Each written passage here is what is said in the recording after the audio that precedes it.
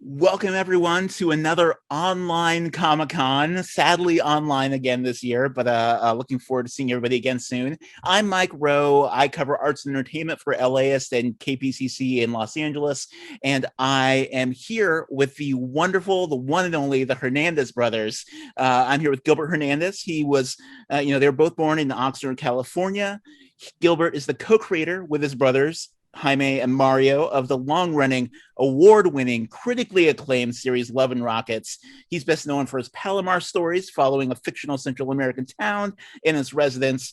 Hernandez has won numerous awards: the Kirby Award, the Inkpot Award, the Harvey Award, and the United States Artists Literature Fellowship.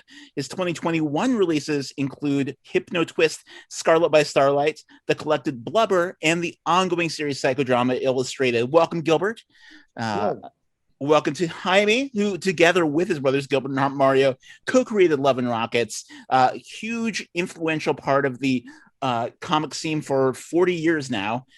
He is best known for his Locust stories, which follow the exploits, romantic and platonic, of his original characters, Maggie and Hopi. Love and Rockets, it's one of the books that really had an impact on me when I was young. I remember I watched the documentary Comic Book Confidential when I was a kid, and it was like one of the early influences that got me into indie comics. So it's a real pleasure to be here with both of you. In 2017, Jaime was inducted into the Will Eisner Comic Book Hall of Fame. He's won innumerable comic awards, and he's won the 2014 Los Angeles Times Book Prize. And his upcoming book this year, Queen of the Ring, is a collection of his original women's wrestling drawings created over the past 40 years. As a big pro wrestling fan, I'm excited to talk about that as well. Welcome to both of you. Thanks. Glad to be here. Thanks for having me. Thanks so much for taking the time. One thing that I was thinking about while getting ready for this is it feels to me like popular culture has sort of finally caught up with a lot of the things that you have both been doing in your work for the last 40 years, from complicated relationships between women to explorations of sexuality and Latino characters that are clearly written by people with your lived experience behind it. Has that been something that either of you sort of noticed happening in the culture and felt like that, you're starting to see more of these themes in other work? Sure. I mean, like you said, they caught up. so whenever I'm trying to think of something fresh, it's like, oh no, they do that already. But that's because we did it first. Exactly. Yeah. And I'm like, okay, so I can't. I gotta think of a different angle, and then I think like, oh well, they don't have my character, so if my characters say it, it's different.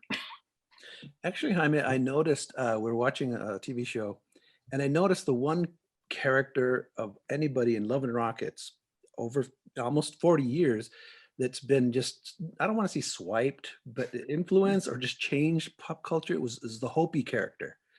She's in so many. It's the sassy superhero girl with the army jacket, and she smokes and cusses and does all this stuff.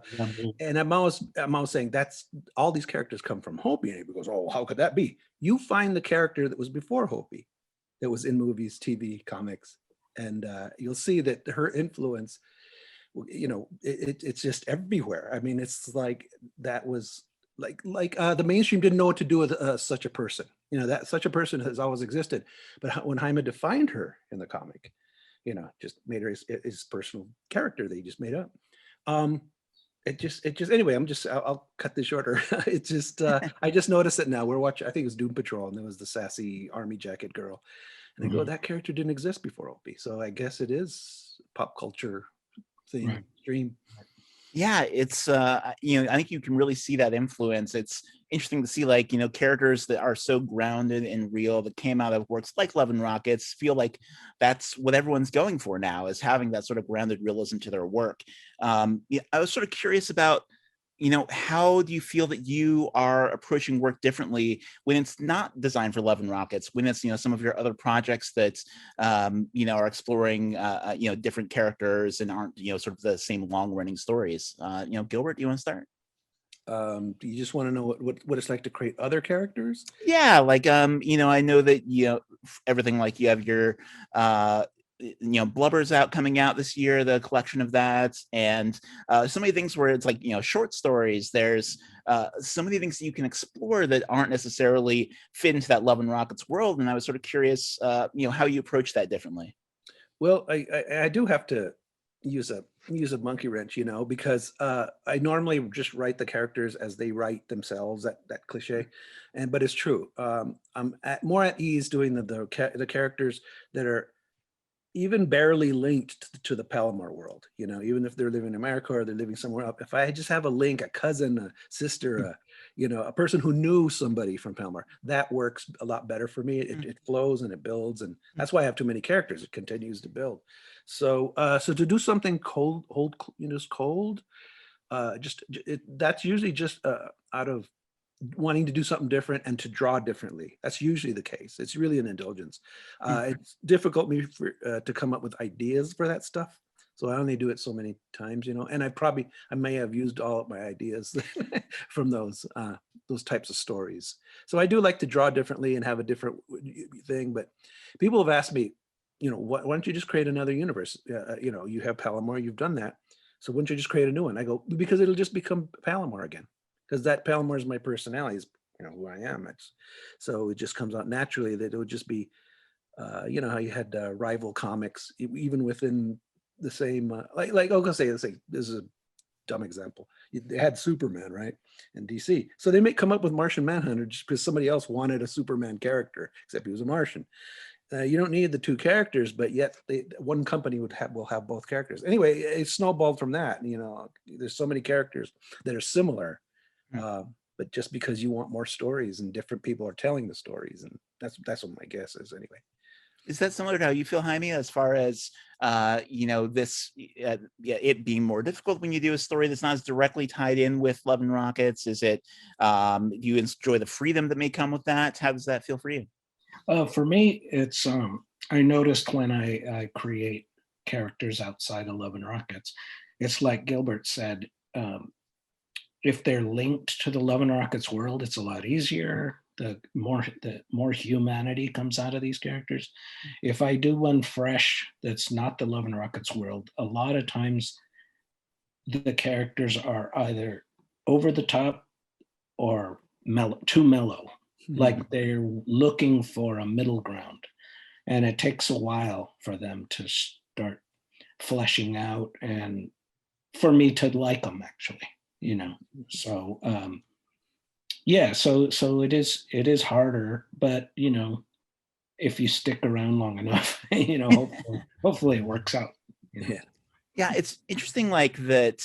You guys have never done the typical mainstream comics, but I feel like one thing that's a very comic industry thing that I've always been drawn to. Also, part of why I'm a big pro wrestling fan is that they always say it's like a big soap opera, because it's stories that just continue and go on, and you really get to know these characters. And it's wonderful in Love and Rockets too to have characters that age and that aren't just stuck in the same time period that it is in many types of popular culture, especially like mainstream superhero comics.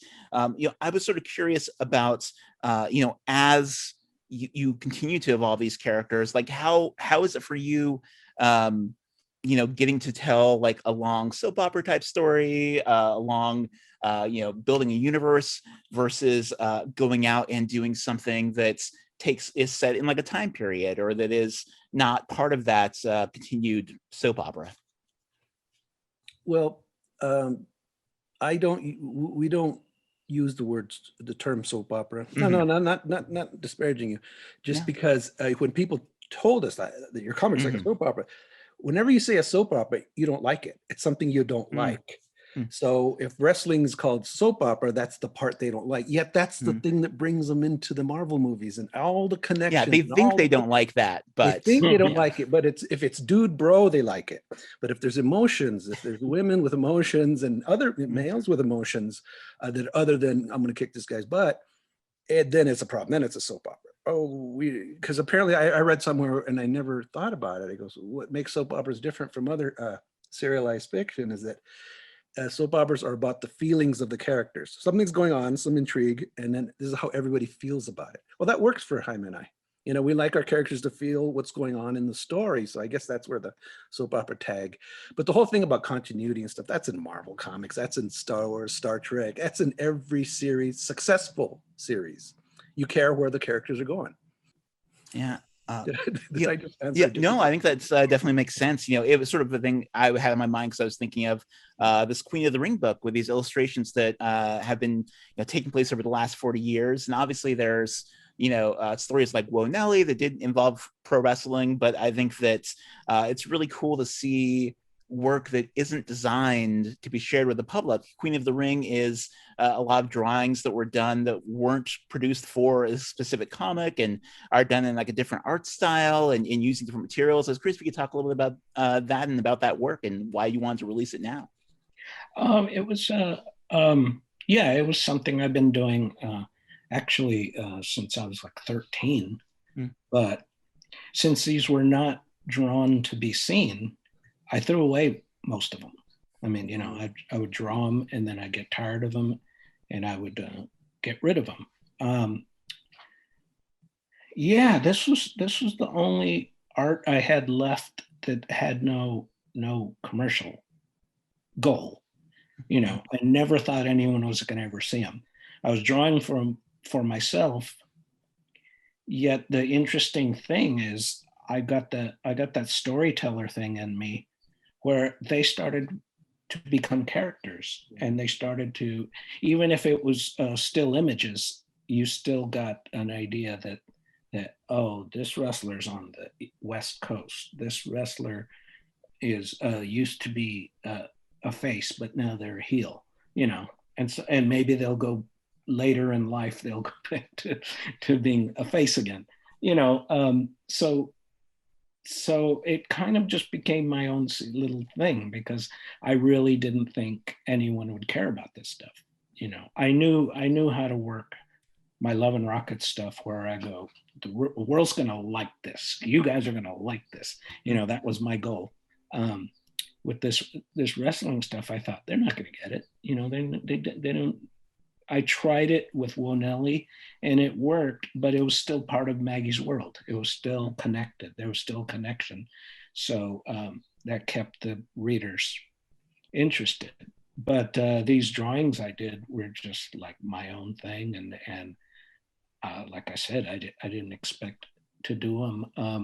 I've only shown like 2 or 3 people over my lifetime. And I've talked about it, but in private, just saying, oh, I got these things here.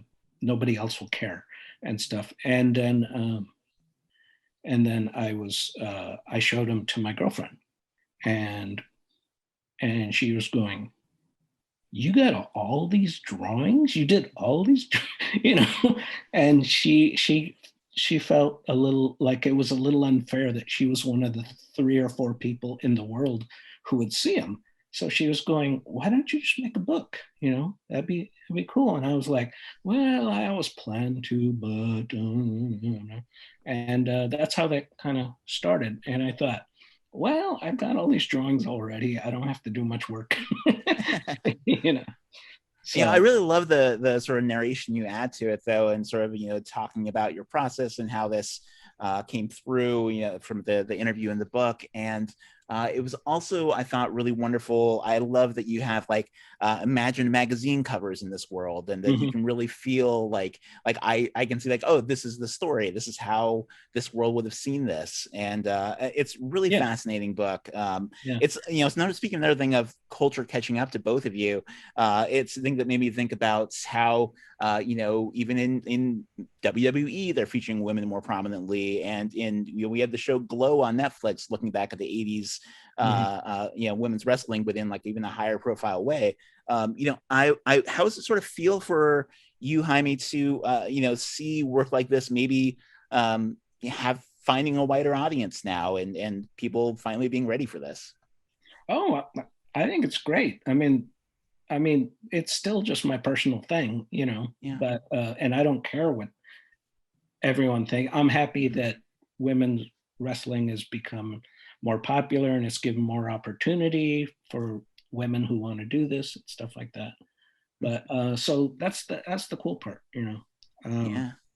Gilbert, I was sort of curious. I always find it fascinating, like how much imagination goes into your work. How much it's like a different sort of imagination than like the sort of more different style stories that Jaime does sometimes. And I think that it's fascinating and really I like that those two voices came out of like the same family, and it's different approaches to the work. I was curious about when you are trying to imagine a world that's maybe not tied to Palomar, or if like how you created Palomar, like how was it when you do you feel any limitations in what either should or shouldn't go into this world? Like what do you feel as far as including that people say magical realism, and how that works in your work? No, you're just talking about specific about Palomar or out? No, I'd say beyond that. I mean, I think that even work like in Blubber, I think there is it's very surreal, larger than life, but I think still has such emotion to it that like I feel like when you see this, you're still like, oh, this has an impact on me, even if it's not like a real world thing. As far as Blubber goes, it's just the contrast of adding humanity to all the crazy stuff going on. Yeah. Most people just will browse Blubber or whatever and just go like, this is not for me, this is insane. And sure, that's what I made the book for. This is an insane comic book. I didn't want it to be nice and whatever, but at the same time, I don't really have a nasty disposition in that area. I don't really want to be mean to people, even the characters. I'm drawing monsters doing all that stuff to each other. But the humans, I make them like kind of like into where they are, because they know they're in a fantasy world. They know they're there. So I'll give them human qualities, and even some of the monsters. But it just comes. We only know how to make our comics, and interrupt me if I'm wrong, Jaime. We make our own comics because that's all we know how to do them. They just come from us. We read a lot of comics, watched a lot of movies, TV, a lot of just learn life, experiencing going to punk rock shows, and you experience a lot of life going to those early punk rock shows. I'm sure. You learn a lot. So there's that, and so many other things. So it filters through us, and okay, let's make a comic book. There was a cliche when we were little kids, like we'd get a piece of a sheet of paper and say, I'm gonna make a comic book of, and just literally we only made it to the cover maybe, and never went after that. But we would just all of a sudden just pop in our head like, okay, let's make a comic book, and there was nobody to say no, and there was no editors or the history of comics other than what we knew that went into them. So that became the norm for us to approach stories and comics. And so even Love and Rockets, the first issue, that was just us doing our stuff. It wasn't, nothing was planned, and nothing was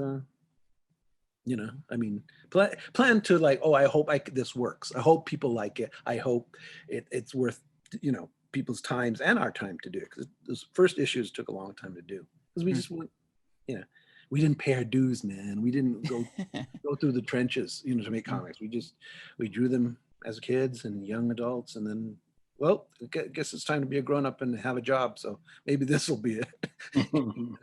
I was curious, like, how do you think you each sort of developed your own visual style in your art? Like, do you think it's continuing to evolve? Like, you both sort of come from that same background, and I was curious, like, you have very distinct styles, and I was curious if you could talk a little bit about that. Jaime, like, do you want to talk a little bit about sort of the way your styles evolved over the years? Yeah, well, I was the fourth brother in line, and I just copied what the three others did. Mostly Gilbert, because he was the hardest worker at it. He was the one who was always drawing. Everyone would come in, draw, leave, come in, draw, leave. And I did the usual thing. I read my comics and I was blown away by Jack Kirby or someone like that. And so I was always like, oh, look at that little bomb, boom, bam. Boy, if I could draw like that, and I tried it when I was in sixth grade, and I did all that. But after a while, you just go, I'm never going to be Kirby. I mean, I could think I could think past it. Like, I'm never going to be him as long as I can have the fun like that he has, you know. And it was till I was like 16 years old, and I was drawing, and I kept drawing. And I remember going, well, no matter how bad or good this is, I can draw anything I want. And I remember going, wow, if I want to draw a tractor, I could draw a tractor. If I want to draw someone walking down the street, I could draw that. I could draw a person in this kind of clothes. I could do, if I want to, you know. And that was when I was convinced, and then my style just changed, stayed the same. I mean, over the years, I got, you know, through life drawing classes and things like that, and learning, I polished it by the time Love and Rockets came around, but it was still kind of like, okay, this is the way I draw. I don't draw like these artists. Someone could say I draw like this artist. Well, okay, maybe that influence is in there, but I'm not going to stick around and find out, you know. Mm. So yeah, but it was actually when I learned to ink is when I started to copy artists. Like I went through a Mobius phase, I went through a Barry Windsor Smith phase, you know. Amazing inker, yeah. And artists like that, you know, and then you could see the end of it when Love and Rockets starts. You could see, oh, there's some Mobius stuff in there. Oh, I see. Okay. You know, and then it became its own thing because more than the art, the storytelling took over. And so it was kind of like, well, I have to draw this. I have to draw these punk girls in a club. How does it look like? Okay, this is what it looks like to be in a club. So the styles went away, and it was just the information that needed to be put there. And, you know, when you're finishing the drawing, of course, you're kind of snazzing it up and go, hey, that's pretty good. You know, all right, I could add this, I could add that. But it became really early on when I was learning how to write, because I was learning as I was going along in Love and Rockets. I was just like, okay, I'm becoming a better writer. Put the art in now. Put the art to fill it in. Make it look. Put what you're talking about in the picture, in the image. So that's kind of more how my art developed, more than studying a P. Craig Russell drawing or something. You know, it was just more like, what's it gonna take to make this read good and look good?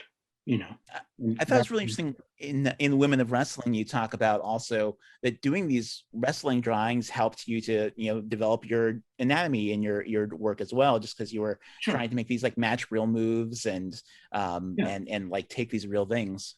Yeah. What's kind of interjecting here it's interesting because when I've seen some of Jaime's wrestling, they were more like just super heroine wrestling type fights, but he was very good at, you know, making the grappling look like it was happening.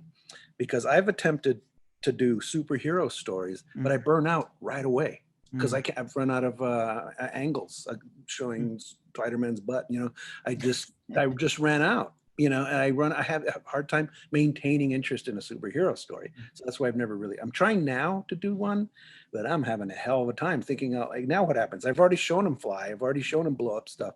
I don't know how that's, you know, I don't know. I just don't know how it's done. So, the physicality when you're drawing wrestling or you're drawing, you know, all that stuff, even if you don't use it, like say Bern Hogarth's dynamic anatomy, that's still good practice. It's still good, you know, it's still good practice. It's not gonna, you know, be what what the comics we want to do are, but it's good practice, and it can get in the way of some artists.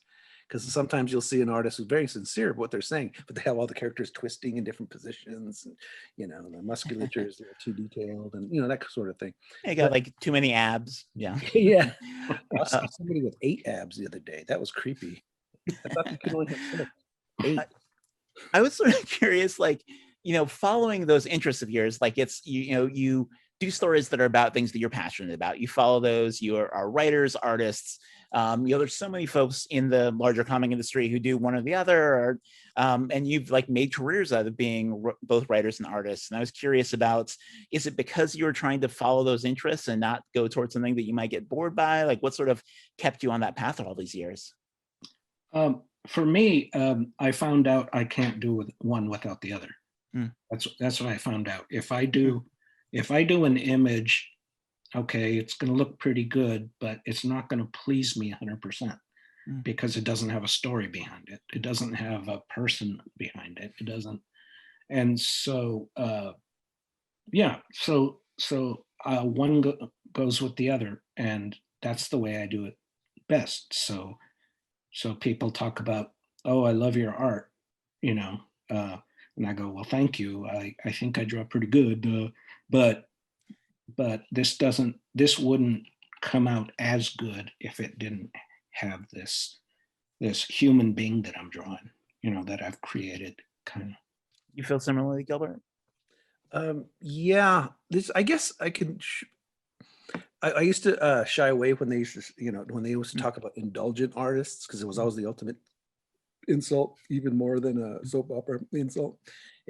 There's very indulgent. Oh, Fellini. Oh, indulgent. Oh, he's terrible. Oh, Kubrick is. So I always thought about that with filmmakers, and I thought in comics, what is indulgence in comics? I wasn't really sure, because everybody seemed to want to be doing what they were doing. Superhero comics and stuff, but we weren't about that so much, once we got older. So I just realized after a while that now I'm at this point where I've done Palomar. I've gotten a good reaction over the years of, some of the comics I've done. So I'm pure, absolutely undistilled, 100% indulgent now. And that's where that's where I allow my imagination and my creativity to come out. Because if I sat and thought about, I am going to do the graphic novel that you've never read before, well, no. And here's the thing. I tried the graphic novel thing route. Oh boy, that was exhausting. I'm not doing that ever again. Because if you think about the classic graphic novels that everybody's talking about since the 80s, they were serialized. They didn't do them all at once. Watchmen and the Dark Knight and all the stuff that was very popular, Mouse even, they were all serialized. Yeah, Watchmen's 12 issues. It's not just one big story. Okay, so I've moved more back toward that, and so that's why that's what Psychodrama Illustrated is, and some of Love and Rockets are stuff that I'm going to put together as a story. You can't really tell sometimes when you see an issue in one place, but it is part of a story that will be collected as a, say, graphic novel, whatever. That's really interesting.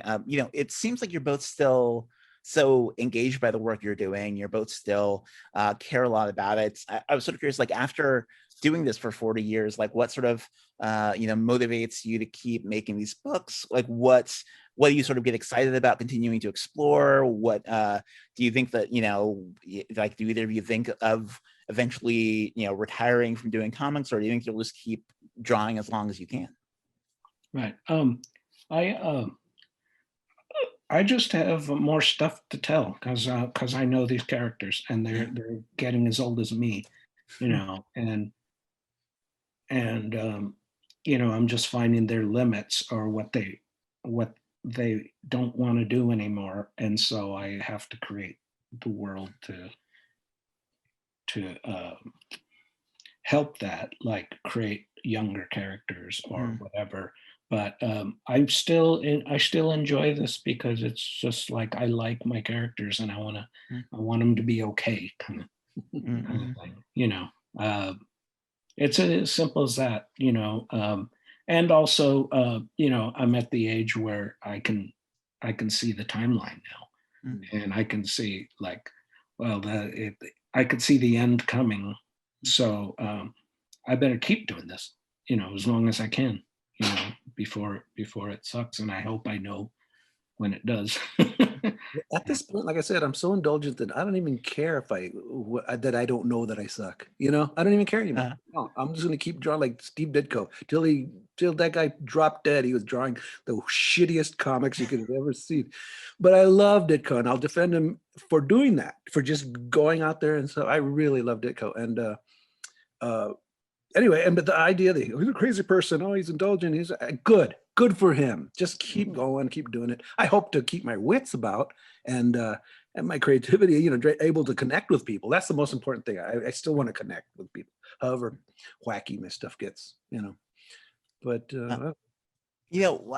how does that feel for you as far as like connecting with the fans? You've had fans who followed your stories for decades, who have been connected to your work. Like how, that's one of the things that, I think a lot of creators I've talked with miss about having a real in-person Comic-Con is not being able to, spend a little time hearing from the fans and getting that feedback.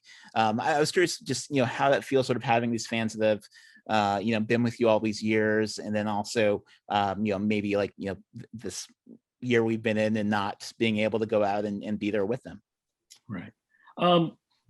I guess I'm an optimist. I kind of knew this thing would be ending. I mean, I don't know if things will be the same after, but I do think I'll be able to do shows once in a while. I think. Are we going to be able to do that? Yeah. Yeah. I kind of miss talking to the fans face to face, and stuff. As far as, having fans for last 40 years, I don't know if it's 20,000 or if it's 12, but I can't worry about that. As long as I talk to two people who say, I love your comics, I still read them. I'm there drawing them for you. Yeah, absolutely. Yeah, I like the connection. I like, even when you're at a con, and it's still at this point, sometimes Jaime and I are just sitting at a table. Nobody comes up to us for an hour, but we've been used to that for 40 years. So, and then there's a big line sometimes, and wherever you go, so it's, but it's always, but I want to be there. There's people milling about, and I want to be there for a while. You can get tired of it. Days. I'm sure there's only can be weary. Only in the cluster. Only when you're there. I'm at this con for 5 days. Oh, that could wear you out. Yeah. But at the same time, you go out, you have a really nice dinner, and you drink, and you just talk to people. It's fun. It's yeah, and I still like the part of talking to the fans, and some people go, wow, you just sit there and listen to them jabber, and so most of the time I'm like, well, this might be the only time they're ever going to be able to tell me that. Yeah, you might see this person, your favorite fan, once. Because I would hate it if I met my old favorite artist and they were like, yeah, bye. I'd be like, wait a minute, move it along. We've never experienced that, have we? Have you? I don't know if we've ever experienced our favorite artist like not caring. Right. I remember meeting a bawling little Archie artist, and he was just like really impressed that I was a big fan, but he was still kind of like, you are? And I was like, how can I show this guy? How much 60 years he took care of me, kind of thing, and but I've never really met another artist. Anybody that I admired was a jerk. Everybody was pretty cool. Yeah, I mean, a lot of them, they aren't going to show up at a convention if they don't want to engage. Like that's why they're there. Sure. I was wondering also, like, having done this for so long, and are there new influences you feel are influencing your work now? Is it just sort of like the life you've lived and like putting that into stories that you're doing now? Like, what do you sort of consider I know you came from, the world of growing up with comics and Marvel and Jack Kirby and Archie and everything else. Like, what do you feel? Is it still those same influences now? Or is there other work you see that you feel is influencing your current work? What do you each think? Well, there's that, it'll never take away the old people that I was 6 years old reading that stuff. And, of course it's special and what I've learned from them. But I like going to shows and meeting younger people, and because I just don't want to be old and out of it. I just want to at least know what they're doing. You know, it's not always that easy because the alternative market has gotten so huge, you can't keep up. You know, you go to every table, someone's got their own mini or something, and I'm like, I I guess I just should look for the one that I think is drawn well, you know, and I just zipping by, you know. Um, but yeah, and but you know find them, and then you just remember that well, when I was young there was only 5 artists I liked out of 1,000, you know. So it's kind of the same thing. At first I was a little bummed out, like I guess I'm too old for this, you know, to search this stuff out. But then I realized no, even then as a kid I liked my 5 artists, and the rest I didn't care about, you know. So it's just still fun for me to go and see people doing comics. It's fun for me to still go to a comic shop, even if I leave without buying anything for, you know, 10 times in a row. You know, I still like that, the world. You know, I just love the world of comics, and maybe because it's ours. You know, Mm-hmm. you know. I don't know. Actually, the last person I've seen recently, because I don't see a lot of art too because it's so overwhelming. But one a few years ago at SPX, I bought you know, a comic from Katie, and I go, oh, I could look at this. I like where she's coming from. She's got partly an old school attitude, you know. She likes fashion from the late '60s or something, you know. And I like that kind of thing. I like that where, because that's what I relate to. I relate to from silent movies to modern films, as far as what they look like, what they're about, this and that. So I relate to that more. I relate to old comic books. And now it's up to young people to take care of it because I can't. You know, I have to just watching. I can do mine, and then you know, and look at Jaime's work, but really it's very limited. My favorite artists make a comic every 10 years or 5 years. You know, you know, it's like, if they do at all anymore. I'm talking about Dan Clowes, Charles Burns, those guys. Yeah. They're folks who, you know, I love the, you know, Mazzy Kelly went away for years and came back with the Mysterious Polyp, and you're like, wow, this is amazing. Yeah. I was wondering, like, one thing that I was curious about with your work is, do you think that the way that cultural attitudes have shifted over the years has affected the way that you approach your work at all? You know, you know, we talked a little bit earlier about how popular culture has caught up to you guys, but have you seen things as far as, you know, how you know, Latinos are depicted, how women are depicted, that has changed like the way that you feel like you want to depict these characters in your work? I would say most of it is still like, I still don't see in them what I see me doing, you know. But I can't ignore it either. I mean, because they're doing it. They got more viewers than I do, you know. But yeah. In many ways, I still feel like, okay, that well, they're not capturing what I know or what I do, you know. And then once in a while, you see when you go, oh my God, they just did my characters and they did them well, you know. For me, it's more like I'll watch a TV show that I wouldn't watch normally, but you know, everybody says watch The Walking Dead, right? Say, and right in the middle of the series, I would watch episodes, and I was really kind of, I was bummed out because I was going, they really worked this episode out, and the dialogue and everything fits just perfectly. This is why the show deserves attention, not because it's about zombies and da da da da. No, it's because they put it together, because they had the zombie world and what, you know, what the journey is about.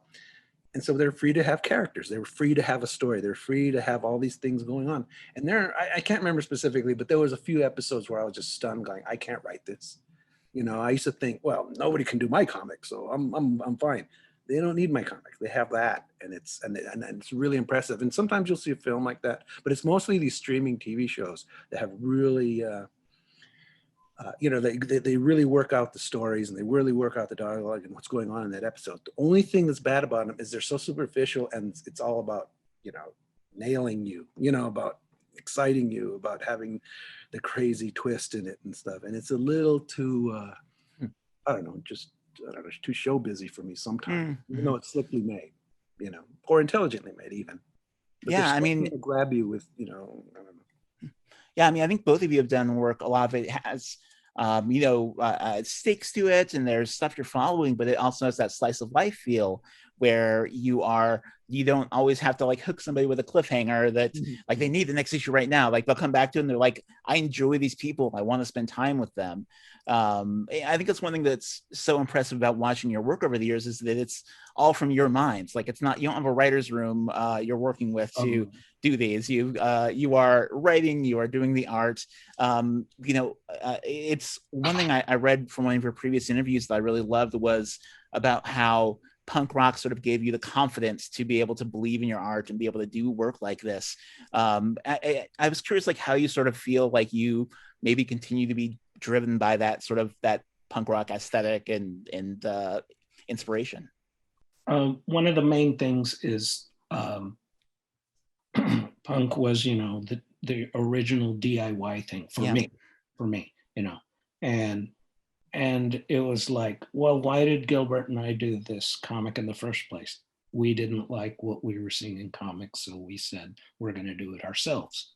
So, it's and that's kind of what punk almost gave us the permission to do, is not have anyone's permission to do it, and so yeah, and I've just kept that with me, that I'm going to do this whether you want me to or not, kind of thing, and I can do this on my own. I don't need someone else to help me or tell me what not to do. Yeah, it just the thing of it just being about just DIY, do it, don't do it. The actual, which is kind of a negative now, the aggressiveness of it, the bad attitude basically of it was good. Is good when you're young. It's not good when you get older. You can't have a bad attitude when you're older because you're a creep. But when you're young, it's understandable. So that was part of it. Just like, well, we're just going to do this. And so when we entered comics, a lot of people were saying like, well, you guys are a little too hostile. I thought, no, we're normal. You should see me drunk.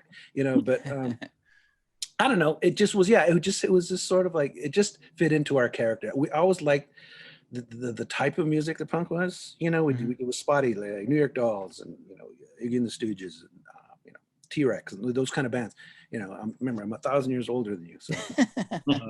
So anyway, all great bands. That was what put the chip on our shoulder was that nobody else liked it.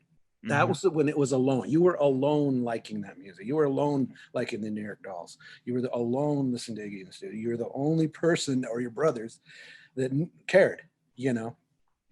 And so you learn to accept that, but you also get like, well, screw your Allman Brothers, screw your hippie, even though now I don't care. And now it's fine. Everybody likes everything. But then you're just like, hey, after a while, you're just being, bullied, literally. And then that kind of faded and we got bored, and then punk happened. And it was a similar thing. People hated it worse. But what was great about punk is the Ramones got it started. And what's great is all these bands started coming. Whereas the original phases of the kind of music were spotty and it didn't connect. They didn't sell well. They didn't care. They got good reviews maybe and had good shows, but it just, whereas at least with this punk version, it's because mainstream music had gotten so lousy, the bands just kept coming out. And they figured, like me, oh, well, I can do this too. Because before it was like Emerson and Palmer, you have to know years and years of studying music to play that crappy music. I want to play crappy music that's fun. I don't know. It's just a crazy, like, we didn't think about it like, well, it's what you're doing is bad. No, and to me, it was like, good, but I never thought of it as being bad. I never thought of being the bad boy. I just thought, no, you can do what you want. And that could be considered bad, but do it anyway. If you believe in it. I think that's a great message for the folks watching us right now is there's so much of a DIY culture, I think, has risen in a new way thanks to like the internet and people being able to put stuff out there, and everyone's on TikTok and Twitter and creating their own things, and it's sort of democratized things. One thing that I really love about your work, though, that I think is being lost a little bit maybe is that you are still making physical artwork that goes into these books. So many artists now are doing their work digitally, and it's interesting to see like how that's evolved. And it's has that ever tempted either of you, or are you like just glad to be having your technique and not wanting to mess around with the digital style? Yeah. In a way, for me, besides being lazy, because it's like going back to school and having to learn. Yeah. Mine was just like, well, I don't need it, and my stories can't wait for me. They can't wait. Mm-hmm. I mean, I was thrilled to death when I learned how to scan. The day I was like, hey, I can do It's this. amazing. Of course, Yeah. stuff like that, but no, it's to, my ego is just like no, it's got to be all me and the paper and the pencil and the ink, and it's kind of like just a control thing, and it's worked for me, and I don't see it being a pain other than 16 pages. Same here, but to me, I'm more uptight about it. It's like, no, you use paper, pencil, ink, a straight edge, white out, and eraser. That's what you make a comic book.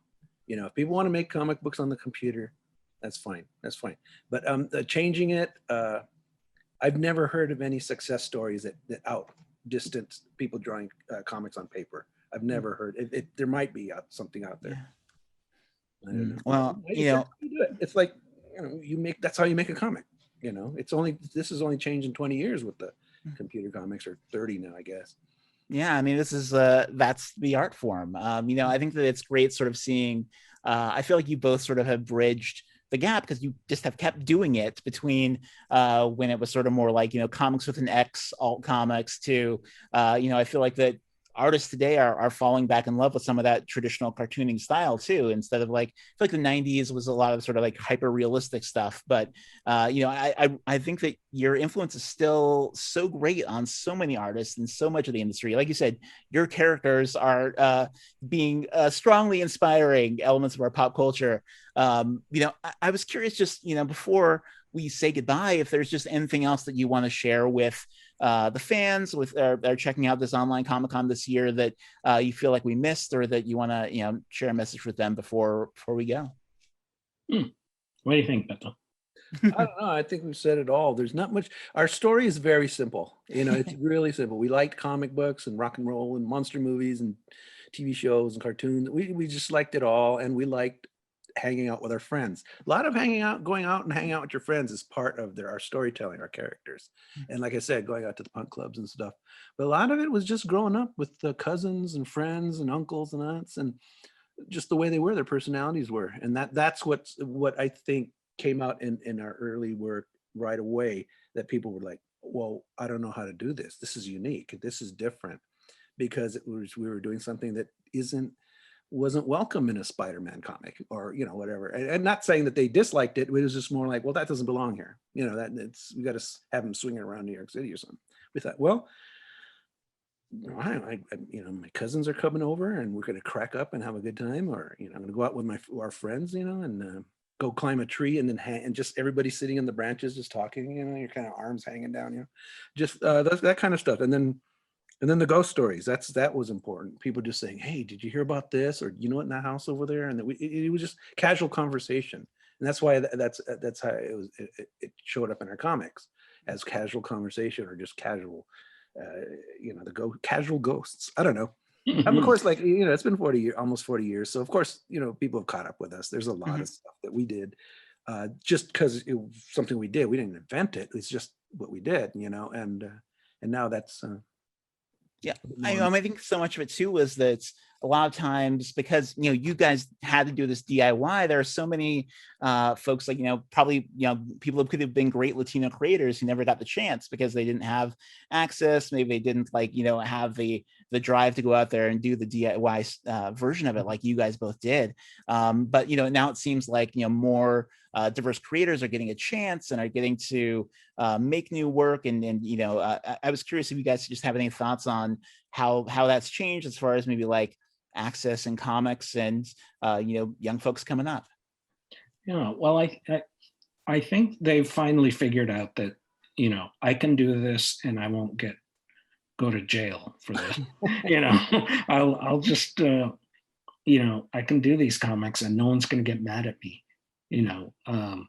I think that's the best part, because I met so many young people over the years who asked my opinion, and I just kept going, just do it. You have a story to tell. You're the only person with your brain, in the world. So you tell your story. And they would be like, but what if people don't like what I have to say? And I'll just go, just do it. Just do it. And then I just bring Gilbert and I up. Our thing was like, we just did it. We didn't know better. It's just, and so, yeah, but now it seems like it's like well known that like, oh, okay, we can do this. All right, let's go for it. And the main reason someone will stop doing it is because they just don't have confidence in themselves, or they feel it's not worth their time or whatever. But I don't know. Yeah. It just In our case, though, it's also our wiring. We're just wired to do it. I was born to do this, and so it's hard to tell somebody who never really thought about doing it, because most people who come up to us about making comics are already adults. We're 5 years old when we wanted to make comics. We were little kids, and we just kept going just because it was fun to do, or we're just compelled to do it for some reason. I just but I don't mind people disliking my comics. I mean, they always say if you can do anything else other than create art, go do that. But if you have to do it, you have to do it. I should let you guys go soon, but I have a million questions I could ask you. One thing that stuck with me, just as somebody who lives in Southern California, was I've lived for about 15 years now, and I remember when I got here, I felt like one of the places that really felt like it had captured what Southern California was your work. Is that there's so many depictions of it. It's always very Hollywood, or you either get like the super high class or the super low class, or the super whatever. But I felt like your work just felt rung true to life, and I think that's what everyone's resonated with in your work for so many years, is that it is real and it's a world that people don't always get the chance to tell. Just, do you have any other thoughts on that before we close? Well, I remember one of the reasons we did do the work was because we were not seeing our world. It was really, and I was like, God, our growing up Mexican in Southern California, going to punk shows in Southern California, and none of this has to do with the beach, and it just, God, we got such a rich background, like Gilbert was saying about the relatives and the friends hanging out. And we kind of it was kind of more just taking advantage of what we were not seeing, but of course, taking advantage of stuff that really was personal to us, Yeah, the most important thing always is with connecting the readers who don't have our backgrounds. It's wonderful when we meet readers go, hey, that was just like how I grew up. That's great. I love it. But most people go like, I had no idea this existed, and I'm good. I'm glad you're being entertained. And that's what, that's what's important, I think. Thank you so much, both of you, for taking the time today. Thank you for making comics now for 40 years and for continuing to make comics. And, there are books still coming out all the time from both of you guys. You can catch Gilbert's dual novella, Hypnotwist Scarlet by Starlight, out this year, as well as The Collected Blubber and his ongoing psychodrama Illustrated. Jaime has The Queen of the Ring coming out, a chance to see illustrations that he's done ever since he was a teenager. And, there's still more great work. So please, everybody, dive into their work. Check out the classics, check out the new stuff. It's all out there for you. And thanks so much for being part of this virtual Comic-Con. Thanks for having us. Perfect. Yeah, you're very nice. Yes. All right.